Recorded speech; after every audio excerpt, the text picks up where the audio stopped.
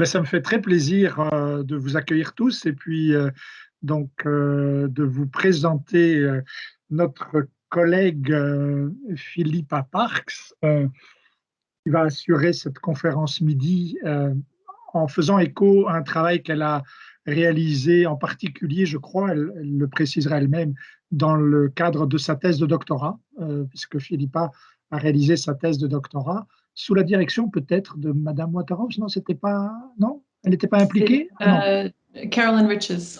voilà, de Caroline Riches, pardon. Mhm. Donc, euh, à l'université McGill, hein. Mhm. Euh, voilà, thèse sur l'identité professionnelle des enseignants de langue.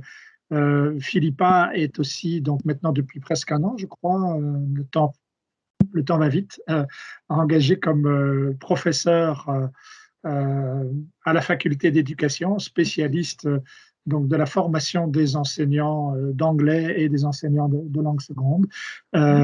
Philippa va nous-mêmes pouvoir elle-même se présenter sous d'autres aspects si elle le souhaite, un peu nous dire comment aussi elle en est venue à s'intéresser à ces questions-là et quel a été un peu son parcours professionnel.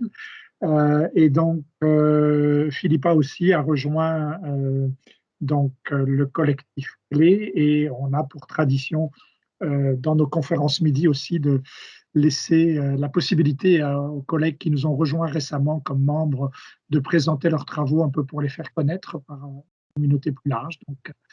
Merci à Philippa d'avoir accepté notre invitation et puis je lui laisse la parole donc pour à la fois peut-être rapidement se présenter et puis nous partager la réflexion qu'elle voulait nous présenter ce midi autour de la question de l'identité des enseignants de langue additionnelle.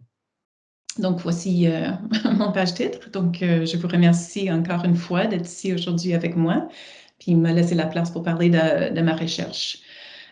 J'avais pratiqué un peu pas mal parce que français, c'est pas ma langue maternelle, donc je suis un petit peu moins à l'aise de parler de ma recherche en français qu'en anglais.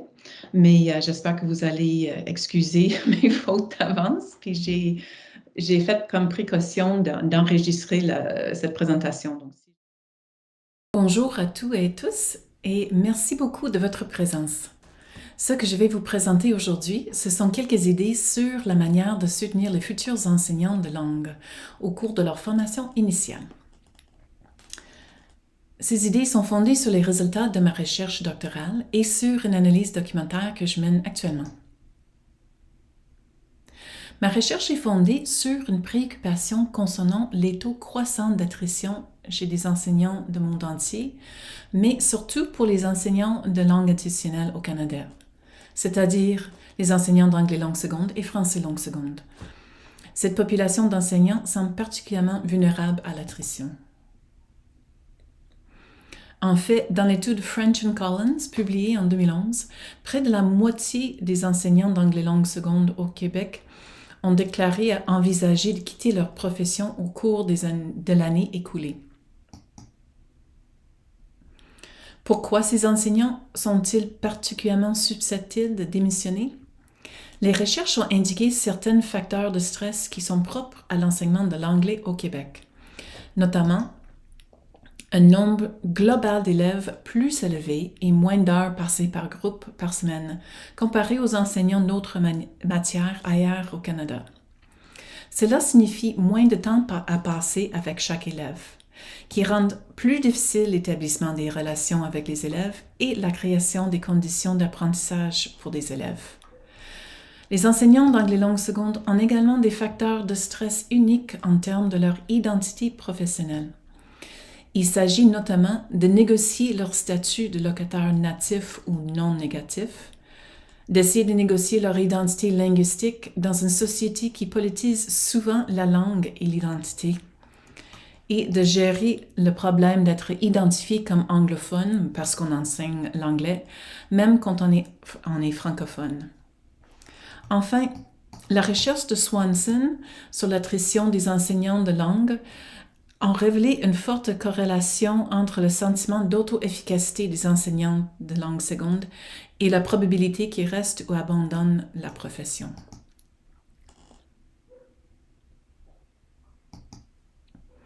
Bien que ces facteurs d'attrition soient importants et qu'il faille y remédier dans la mesure du possible, une autre façon d'opérer un changement est de considérer la façon dont nous préparons les futurs enseignants de langue pour la salle de classe.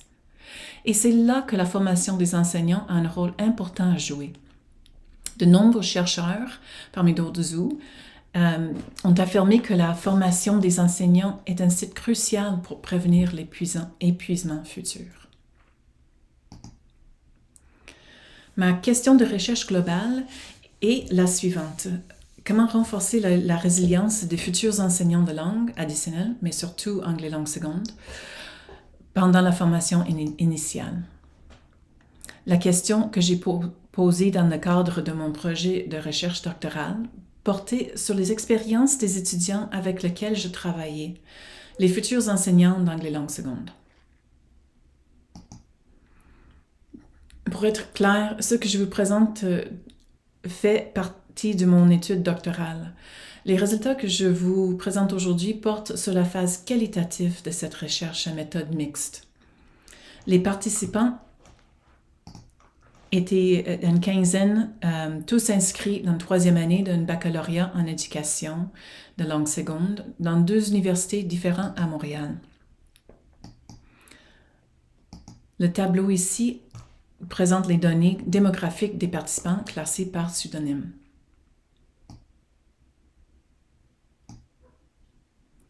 Dans les 2 programmes, le stage commence à l'automne et se termine en décembre. Ma recherche s'est déroulée à la session d'automne 2019, avant, pendant et après cette expérience de stage. Les participants ont été invités à participer à des entretiens de type de groupe de discussion à 3 occasions distinctes. Une fois immédiatement avant le début du stage, début septembre 2019, une fois pendant le stage, mi-octobre 2019, et une fois à la fin du stage en décembre 2019.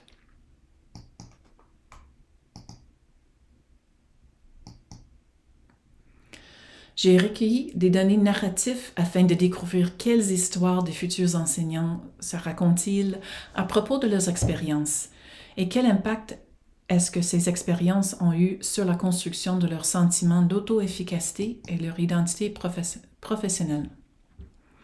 J'ai recueilli plus de 200 anecdotes auprès de mes participants en 6 heures environ.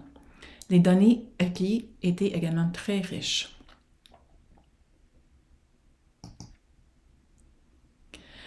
Après une analyse à la fois narrative et thématique des données et une triangulation avec d'autres données graphiques recueillies pendant les groupes de discussion, j'ai trouvé 2 conclusions principales concernant ma question sur les types d'expériences qui renforcent la résilience et celles qui l'érodent. Ces conclusions étaient les suivantes. Premièrement, que l'inégalité de pouvoir, qui est renforcée par l'évaluation à un enjeu élevé pendant le stage, nuit à la construction d'une identité professionnelle forte et au développement de la résilience. Et deuxièmement, que les groupes de pairs apportent un soutien et augmentent la résilience et encouragent la pratique réflexive. Tout d'abord, examinons le problème d'évaluation. Avant d'en explorer les effets nocifs de l'évaluation, je crois qu'il est important de noter que les effets des inégalités de pouvoir dans l'évaluation ont été constatés dans d'autres domaines, comme celui des affaires par exemple. Dans ce domaine de recherche, Bauer et ses collègues ont constaté que lorsqu'il existe un déséquilibre de pouvoir entre les parties prenantes, il est beaucoup plus difficile de s'engager dans des processus d'évaluation participatifs. Le pouvoir et les conflits peuvent entraver une communication égale et authentique sur la valeur des pratiques évaluées. Dans ce projet de recherche, l'inégalité de pouvoir a eu 4 effets nocifs. Ces effets sont les suivants. Premièrement, il encourage des performances inauthentiques de l'identité professionnelle. C'est-à-dire, il y en avait plusieurs qui sentaient la pression de performer pour plaire. Deuxièmement, il décourage les futurs enseignants de prendre des risques, de réfléchir à ces erreurs et de se développer.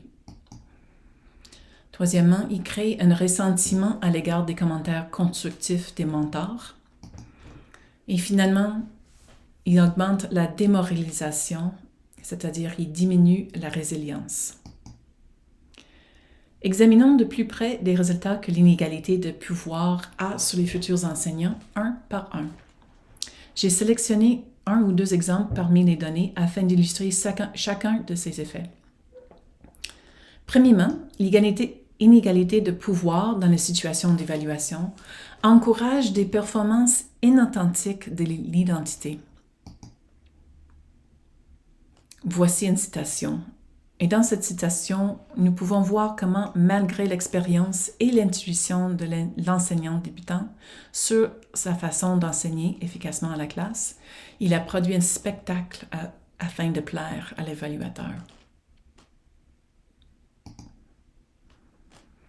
Deuxièmement, lorsqu'ils sont évalués, les futurs enseignants de langue se sentent incapables de prendre des risques et d'essayer de nouvelles stratégies par peur d'échec.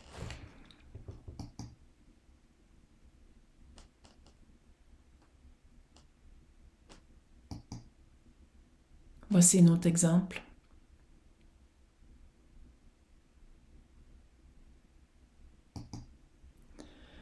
L'un des effets que je trouvais le plus décourageant de l'évaluation est le fait que le sentiment d'être toujours évalué empêche les futurs enseignants d'accepter la rétroaction souvent utile et constructive de leurs enseignants associés ou de leurs superviseurs universitaires sur la façon d'améliorer leur enseignement. Si notre objectif est d'aider les futurs enseignants à apprendre et de s'améliorer, il est particulièrement alarmant de voir que la façon dont ces programmes ont structuré l'évaluation allait directement à l'encontre de cet objectif.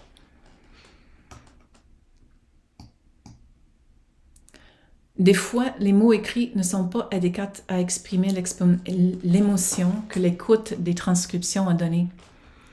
Ce qui est ressorti, ce sont des sentiments négatifs très forts sur le droit des évaluateurs à dire aux participants ce qu'ils doivent faire et comment le faire, chose que les participants se cachent en stage, mais qu'ils ont partagé librement pendant les entretiens avec leur pairs.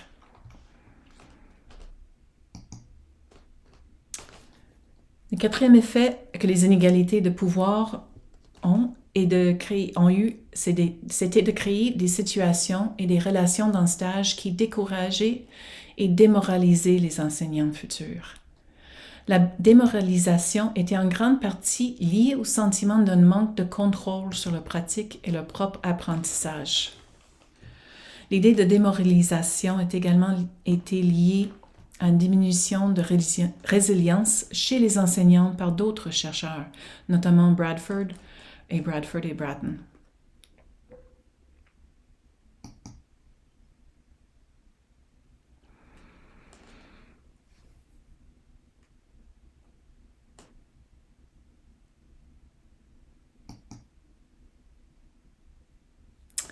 Bon, alors que l'évaluation et plus spécifiquement le différentiel de pouvoir qui sous-entendent la situation d'évaluation semble être nocif pour la construction identitaire et le développement de la résilience, ce qui semble soutenir les futurs enseignants est la présence et le soutien des pairs. Cette constatation soutient d'autres recherches sur le renforcement de la résilience des enseignants, qui ont révélé que les communautés d'apprentissage professionnel sont une source de force et de soutien pour les enseignants. Voici quelques exemples.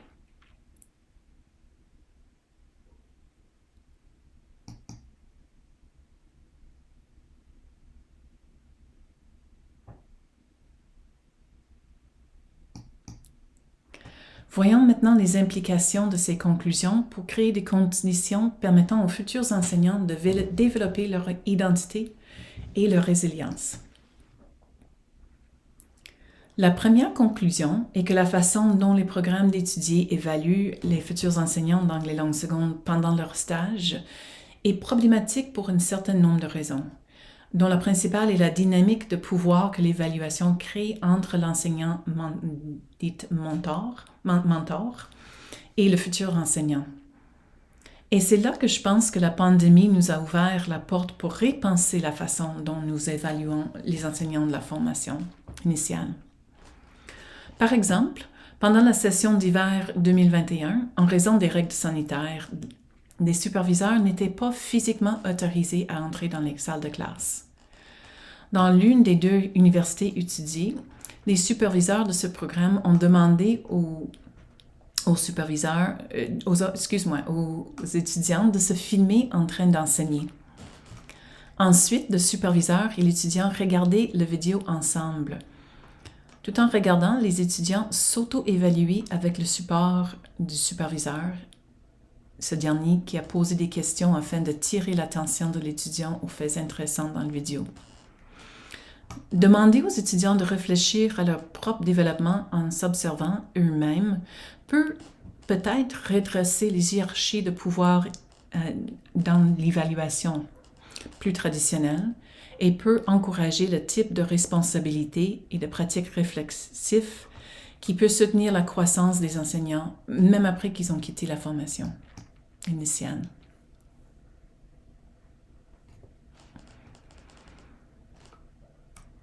S'adresser aux inégalités de pouvoir dans le pratiquum ouvrir la porte au type de dialogue constructif et de rétroaction dont les futurs enseignants ont besoin. Une autre suggestion pourrait donc être inciter les superviseurs universitaires et les enseignants associés à commencer à se considérer comme des entraîneurs plutôt que des évaluateurs. Cette évolution de réflexion sur notre rôle pourrait nous aider à réfléchir à la manière dont nous soutenons nos futurs enseignants tout au long de leur processus d'apprentissage. Par exemple, comment pouvons-nous poser des questions qui encouragent l'auto-réflexion et le développement plutôt que de donner des conseils perçus comme prescriptifs par les étudiants? Enfin, puisque cette recherche et d'autres indiquent que les interactions avec des pairs pendant le stage offrent des espaces significatifs pour la construction de l'identité et de la résilience, une autre suggestion serait de créer des espaces où les groupes de pairs peuvent se rencontrer et partager pendant le stage. Ces communautés d'apprentissage professionnel émergentes pourrait jouer un rôle important dans le soutien de nos futurs enseignants s'il devient un aspect officiel de nos programmes de formation.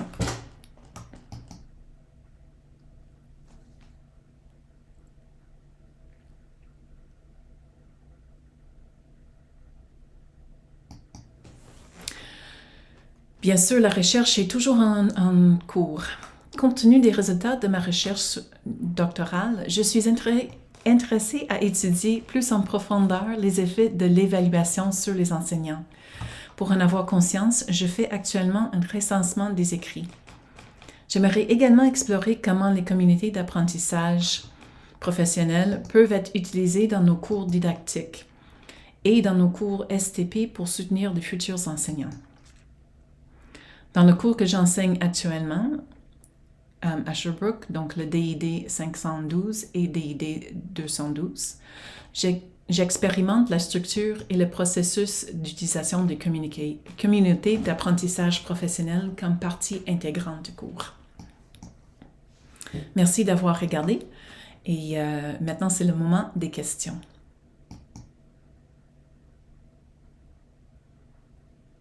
Merci beaucoup, Philippa, et bravo. Alors, je suis certain que ta réflexion aussi est tout à fait pertinente dans le contexte où, au sein de notre département, mais aussi dans d'autres programmes à l'université, on réfléchit sur la refonte des curriculums de formation.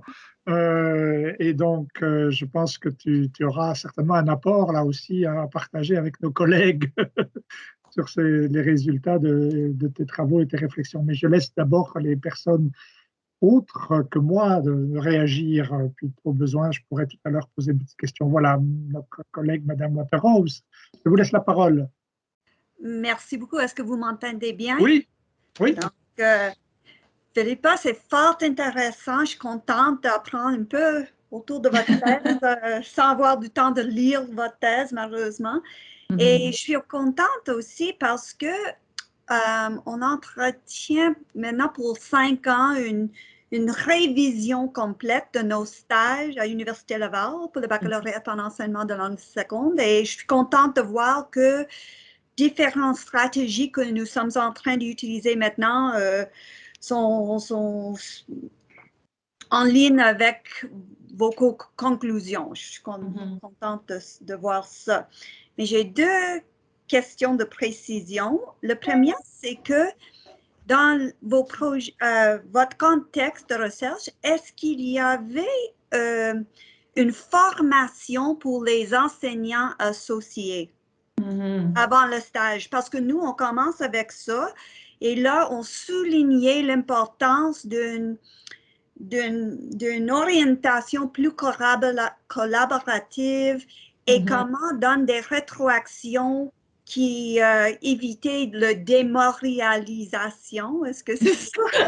Demoralization en anglais, c'est pas facile à dire en français. Mais c'est vraiment ça. Et ensuite, j'ai aussi, parce que c'est difficile, on a quelques enseignants associés qui donnent juste des critiques, jamais des choses positives. De l'autre côté, on a une formation aussi pour nos stagiaires. Et là, souligner comment il peut inviter, qu'est-ce qu'il peut dire pour inviter des choses qu'ils font bien, pour accepter les critiques, mais en même temps d'inviter, est-ce que vous pouvez me dire quelles sont mes forces? Et là, quelles sont mes faiblesses que je dois travailler? Donc, c'est ça, la formation pour les enseignants associés et aussi les stagiaires avant le stage. Est-ce que ça fait partie de votre programme, oui ou non? Ben, je suis en train de faire le recensement des écrits. C'est ça le terme que je dois me rappeler toujours. Le recensement des écrits présentement, mais je peux te dire que dans les programmes que j'ai étudiés, c'est un peu aléatoire la formation pour les enseignants associés. Des fois, il y en a qui ont une formation d'une couple d'heures avec la commission scolaire qui est offerte. Il y en a qui ont juste comme fait ça pendant des années, qui inventent leur propre système.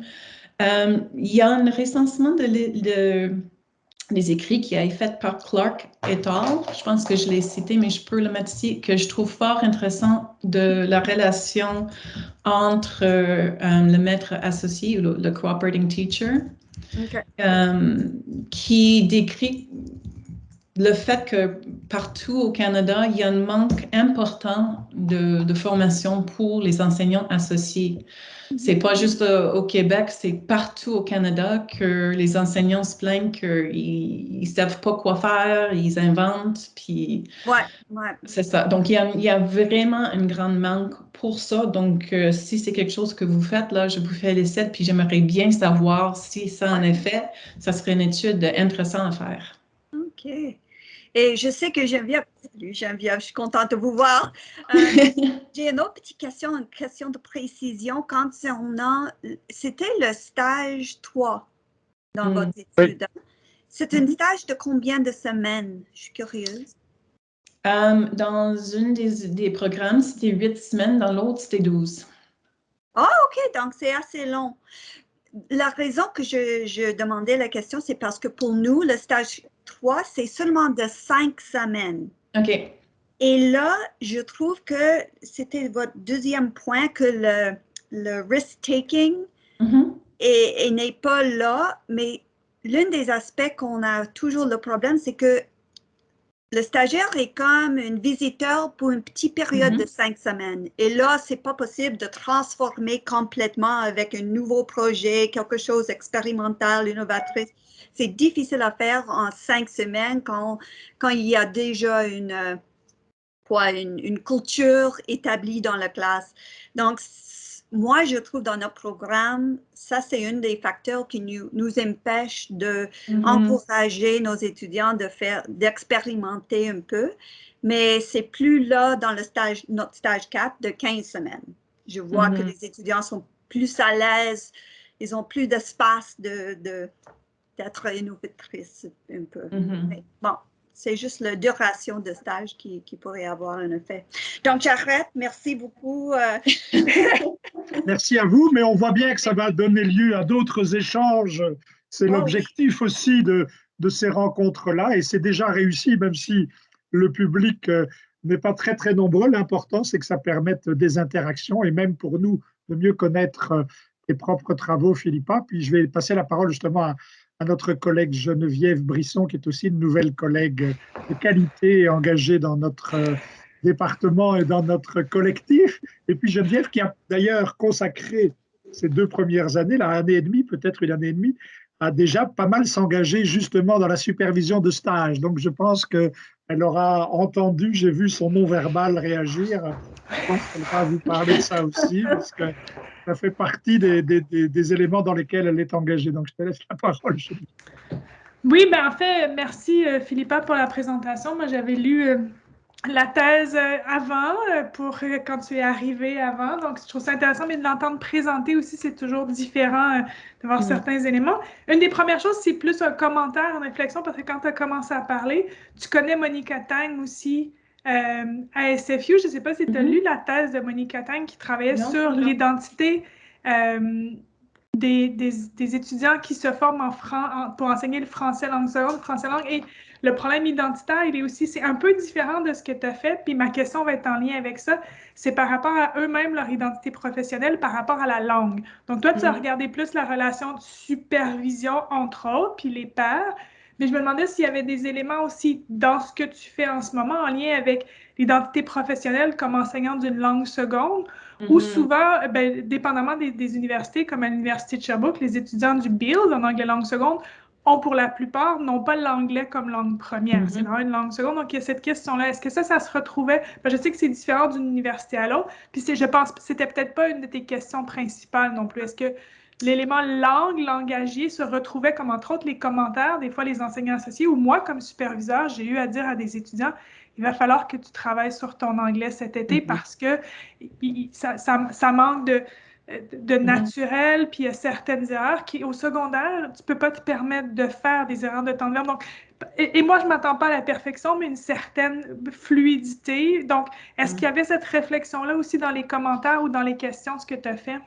Oui, donc qu'est-ce que je vous ai présenté aujourd'hui? Ça faisait une partie de, de mon doctorat, mais il y avait toute une autre section qui touchait sur l'identité linguistique, puis comment ils se percevaient, puis comment ils ont été acceptés surtout, parce que c'est certain qu'il y a des frictions politiques, puis identitaires, puis historiques. Surtout en étant enseignante d'anglais. Des fois, c'est mal vu, il y a des tensions politiques dans les écoles. Moi-même, j'ai été approchée par des enseignants dans les écoles primaires et je fais faire non, ici on parle juste français quand je parlais en anglais avec mes étudiants. Donc, ces tensions sont réelles. Puis j'avais toute une section qui était à propos de ça. C'est pour ça que j'ai dit identité perçue. Souvent, les francophones sont perçus comme anglophones, même parce qu'ils enseignent l'anglais. Donc, il faut qu'ils se battent pour reinforce le fait qu'ils disent non, je suis francophone, même si j'enseigne l'anglais, je suis francophone. Puis là, ils sont plus acceptés dans la communauté. C'est des tensions qu'on voit souvent à Montréal. L'autre tension qu'on a soulevée, c'est peut-être quelque chose qu'on n'a pas pensé, mais il y avait deux allophones dans mon étude, puis une autre partie que je n'ai pas présentée aujourd'hui, c'est la façon dont les allophones sont acceptés parce que leur anglais puis leur français peut-être sont pas le même niveau d'un locataire natif. Ça, c'est une autre question, puis ils ont dû se battre eux aussi très fortement pour être acceptés. Donc, je ne suis pas à l'aise encore avec le contexte de Sherbrooke, mais je commence à apprivoiser c'est quoi des francophones qui enseignent l'anglais, puis leurs défis en particulier. Mais pour nous, c'était plutôt une question de comment on est accepté par la communauté professionnelle. Je ne sais pas si ça répond à ta question. Oui, mais c'est intéressant parce que ça fait écho un peu à ce que Monica a fait Monica Tang, pas Monica Wallace, mais dans sa thèse, il y a des parallèles intéressants parce que cette réflexion-là, quand on est enseignant d'une langue seconde par rapport à la communauté, comment on se positionne, puis comment nous, on se voit, puis on se perçoit aussi, c'est intéressant. Puis c'est sûr que tout ce qui est inégalité de pouvoir, moi, comme nouvelle superviseure de stagiaire, réfléchir à comment est-ce qu'on donne des commentaires constructifs en sachant qu'il y a peut-être... Donc, ça, cette réflexion-là, je vais être intéressée à en savoir plus aussi quand tu vas continuer pour la suite. Donc, merci beaucoup, puis je laisse la parole à Myriam, je pense, qui a le main levée. Merci beaucoup, Philippa. Ça me fait plaisir. Ça va nous prendre une bouteille de vin, puis on va en jaser. Bien, merci Philippa pour la présentation, c'était super intéressant. Moi, je fais le pendant de ce qu'Olivier disait tout à l'heure, le fait que ce que tu as énoncé comme inégalité de pouvoir, c'est riche pour tous les programmes. Tu sais, moi, je le vois vraiment, même en enseignement préscolaire primaire, il y a beaucoup de choses que tu disais que je faisais un transfert, puis que ça m'amenait à questionner sur les refontes des programmes. Donc, je trouve ça vraiment intéressant, tout ce que tu as présenté. Oui, dans un contexte d'enseignement d'une langue seconde, mais je pense qu'il y a des parallèles même à faire en enseignement d'une langue première. Là, ce que tu viens de parler avec Geneviève, même de tout le rapport à la langue, à la norme, certains de nos étudiants qui considèrent qu'ils doivent avoir un français impeccable ou qui ne veulent pas parler la langue, leur culture première. Donc, moi, je pense qu'il y a vraiment plein de parallèles à faire. Puis, ça me donne vraiment envie d'aller lire ta thèse pour découvrir le tout pour ensuite pouvoir faire des parallèles entre tout ça. Donc, merci beaucoup pour ta présentation. Il n'y a pas nécessairement de questions pour ma part. Oh, ben, c'est facile d'abord, merci. Non, c'est vrai que malgré que c'était censé d'axer vers les enseignants de langue, je vois beaucoup plus que c'est beaucoup plus large. C'est ça, ouais. Oui, d'ailleurs, en t'écoutant, je me dis qu'on aurait de ce fait-là peut-être dû modifier le titre de ta présentation, ce qui aurait peut-être amené plus de collègues à s'y intéresser aussi, parce que effectivement, en particulier le volet que tu nous as présenté, c'était d'ailleurs la question que je me posais en t'écoutant. Je disais, tiens, entre le titre qu'on a centré sur les enseignants de langue additionnelle et puis ce que tu nous présentes, où je me disais, mais après tout ce que tu présentes, les 2 points, l'inégalité de pouvoir, puis le soutien des pairs, ça vaut pour n'importe quelle formation d'enseignant, quelle que soit la discipline, tu vois, qu'il va enseigner.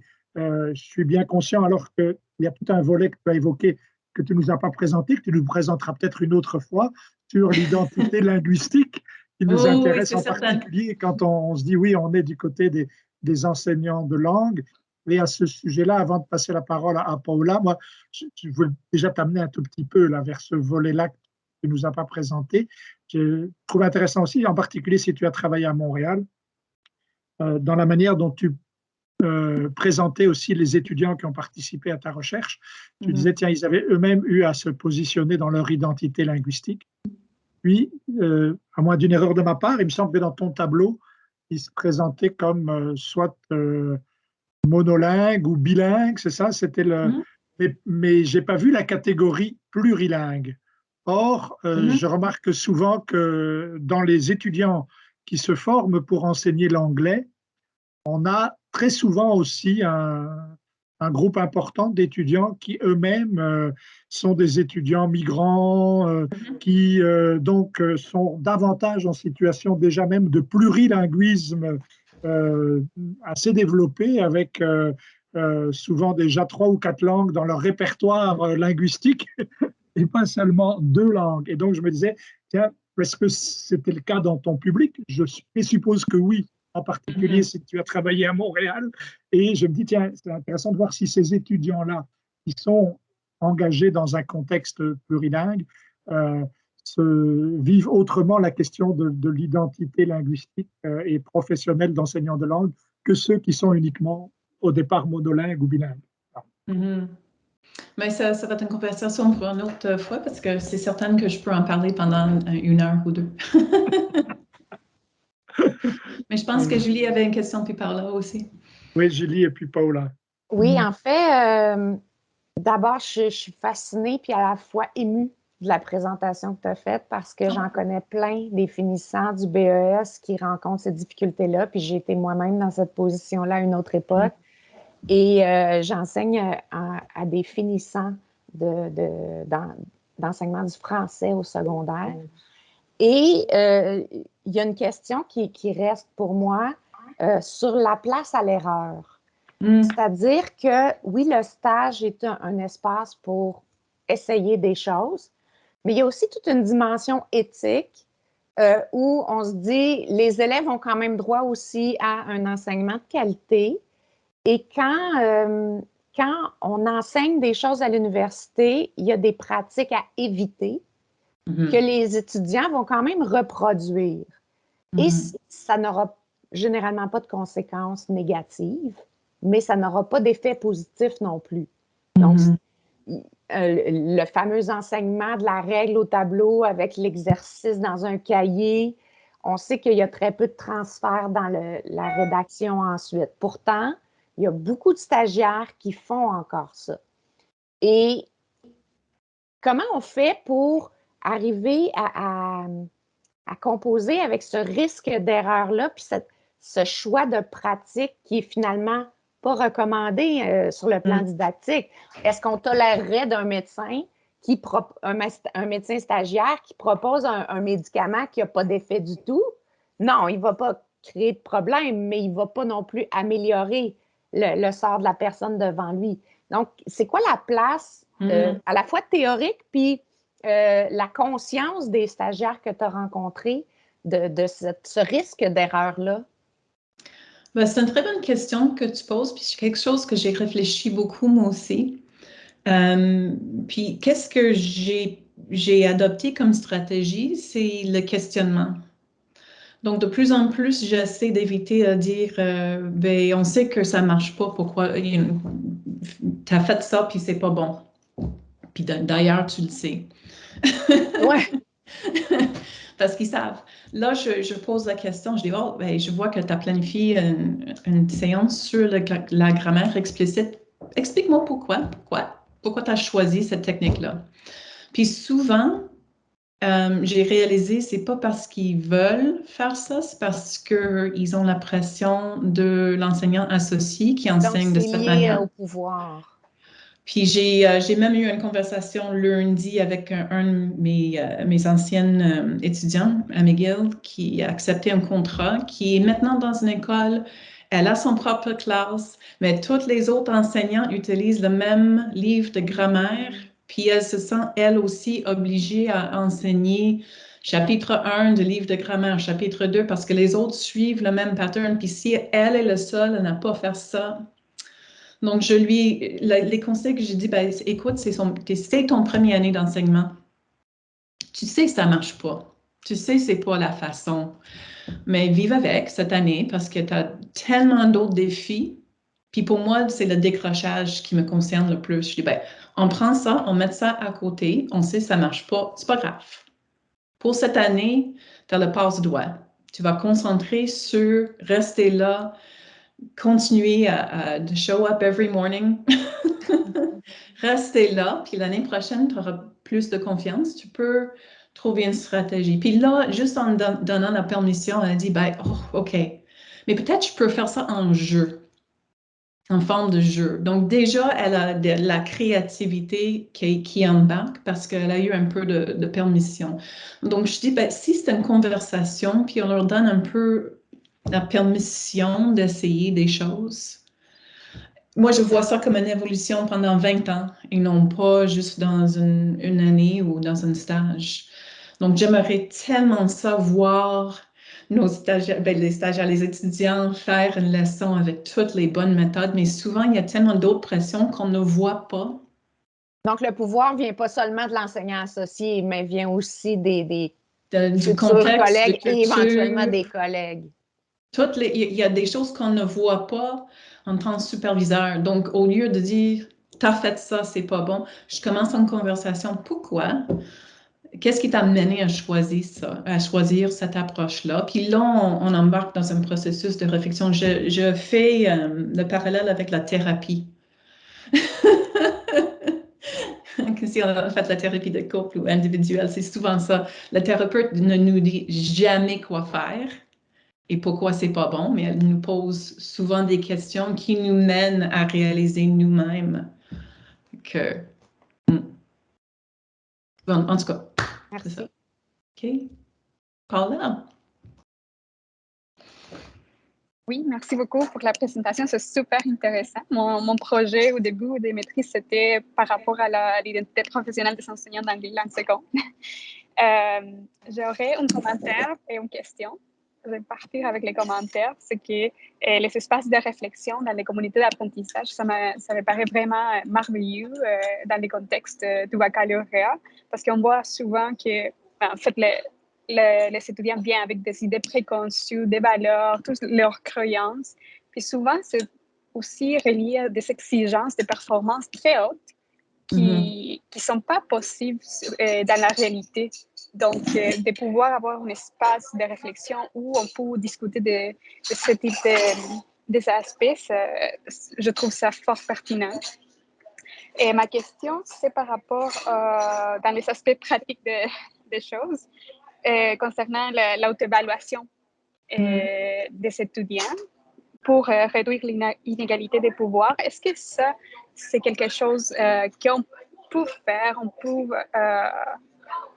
le faire au niveau facultaire ou au niveau de l'université? Est-ce que c'est une méthode d'évaluation qui est envisageable, faisable dans un contexte d'éducation formelle créditée? C'est une bonne question, puis je me demandais si quelqu'un allait le poser. Parce qu'on a une espèce de tension entre nos rôles comme, je ne sais pas comment dire en français, mais gatekeeper, pour être certaine que ceux qui finissent nos programmes ont une certaine qualité. Puis c'est un rôle très important, puis il ne faut pas le lâcher. Puis c'est souvent, le problème, c'est seulement la seule chose qu'on considère. Mais il faut vraiment considérer c'est quoi la balance entre assurer qu'il y a une qualité d'enseignement, mais aussi ne pas nuire à le développement, parce que les deux, il y a des tensions qui tirent un contre l'autre. Monica, je vois que tu es vraiment... Non, mais à ce point-là, ce que je veux souligner, c'est qu'il y a plus qu'un type d'évaluation. On a l'évaluation sommative pour une note à la fin, mais ce qu'on profitait pour cet aspect collaboratif, cet aspect d'auto-évaluation, c'est l'évaluation formative lors de stage. Donc, pour nous, pour notre stage 3 et 4, il y a un moment mi-stage où l'enseignant associé et stagiaire sont obligés de compléter l'évaluation, qui est exactement comme l'évaluation sommative, mais sans note. Juste, je suis bon à ça, moins bon à ça, c'est comme une échelle. Puis là, les deux sont obligés d'avoir une discussion après avoir fait ça individuellement pour voir si les perspectives sont les mêmes sur les forces et les faiblesses de l'enseignant, de stagiaire. Mais pour nous, c'était une stratégie extraordinaire parce que ça évitait des surprises à la fin. Et là, ça aide la communication, ça ouvre la discussion entre l'enseignant associé et le stagiaire pour voir. Mais c'est tout formatif, il n'y a aucune note associée avec ça, c'est juste une discussion. Mais c'est une excellente stratégie. J'ai fait la même chose l'année passée avec les étudiants en 4e année quand je voyais la vidéo avec eux. Je leur ai dit carrément, prends la grille d'évaluation. C'est toi qui vas me dire, en écoutant la vidéo ensemble, est-ce que tu as donné des instructions claires? Est-ce que la qualité de ta langue était correcte? Est-ce que tu as utilisé une stratégie coopérative? Exemple, je ne sais pas, mais montre-moi le moment où tu as fait ça. OK, super. Maintenant, c'était quoi les problèmes? Où est-ce qu'il y avait des situations où tu te sentais mal à l'aise, où tu aurais aimé mieux faire ça? Puis montre-moi-le. Puis là, on va se poser des questions ensemble, puis on va trouver des solutions. Puis la prochaine fois qu'on se rencontre, tu vas me montrer un bout de vidéo où tu as essayé de résoudre des problèmes avec une des stratégies qu'on avait identifiées. Comme ça, c'était plutôt une pratique réflexive et plutôt comme un rechercheur. Action Research dans nos propres pratiques. On identifie les forces. C'est super, on va mettre ça à côté. Puis la note, on va dire que c'est passé parce qu'on n'a pas besoin, tu m'as montré, c'est l'étudiant qui a le pouvoir là-dedans, c'est l'étudiant qui a identifié ses forces, qui m'a montré la preuve, le pouvoir puis la responsabilité, comme Spider-Man, n'est-ce pas? Donc, il a identifié toutes ses forces puis a été responsable de me montrer la preuve de ses forces. OK, là, on peut mettre ça à côté. Où est-ce qu'il faut travailler? Puis on va travailler ensemble pour trouver des solutions. Puis c'est ça que je veux voir avec leur père aussi. Puis ils sont beaucoup plus confortables avec leur père de comparer. Là, ils se rencontrent en groupe, puis ils disent, ben écoute, j'ai une étudiante aujourd'hui, un élève qui m'a confrontée. Puis je ne savais pas quoi faire. Puis là, on va essayer de partager des expériences, puis je vais leur diriger vers des textes qui vont être utiles. Ils vont explorer des textes, puis ils vont revenir en identifiant quelques stratégies qu'ils peuvent essayer la prochaine fois qu'il y a un élève qui leur confronte, par exemple. Donc, puis ils vont évaluer le succès relatif de cette stratégie. Puis si on continue avec ou si on additionne d'autres, parce que c'est un peu comme ça, le processus d'apprentissage pour n'importe qui, mais sur les enseignants en particulier, c'est complexe et c'est contenu. Puis je veux que ça continue lointain après qu'ils ont fini avec leur baccalauréat, qu'ils ont cette réflexe-là, que s'ils ont un problème, ils ne décrochent pas, qu'ils vont dire, OK, c'est un problème, c'est un défi. Je vais tourner vers une paire, je vais poser des questions, je vais voir qu'est-ce qu'eux, ils ont fait. Je vais aller chercher peut-être un texte ou de l'aide, puis je vais essayer, puis je vais revenir. Puis comme ça, on n'est pas découragé dans les moments qu'on n'a pas eu de succès. On est encouragé parce que on voit ça comme une chance d'apprendre puis de grandir. Oh, merci. Bye, Geneviève. Elle est partie. Oui. C'est ça. Merci beaucoup, Philippa, pour aussi cette vision engagée du soutien au développement professionnel des enseignants. Donc, merci pour ta présentation. Moi, je viendrai aussi une fois avec une bouteille de vin parce que je voudrais en savoir plus sur l'introduction des communautés d'apprentissage professionnel dans les cours de didactique, parce que je donne aussi des cours de didactique. Donc, ça m'intéresse beaucoup de savoir aussi comment tu fais ça. Donc, on va faire un 5 à 7 quand les restrictions sont voilà, plus là. Avec plaisir. Donc, pour respecter le cadre qu'on se donne habituellement pour les conférences, là, on ne va pas aller plus loin aujourd'hui, mais vraiment, je te remercie. Merci aux personnes aussi qui nous ont rejoints pour ce midi, pour cet échange bien riche. Donc, faites savoir autour de vous aussi au besoin que on mettra l'enregistrement donc sur le site du collectif.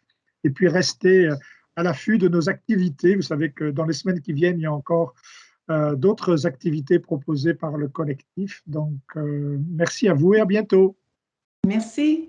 Merci, Philippa. Bye bye, merci.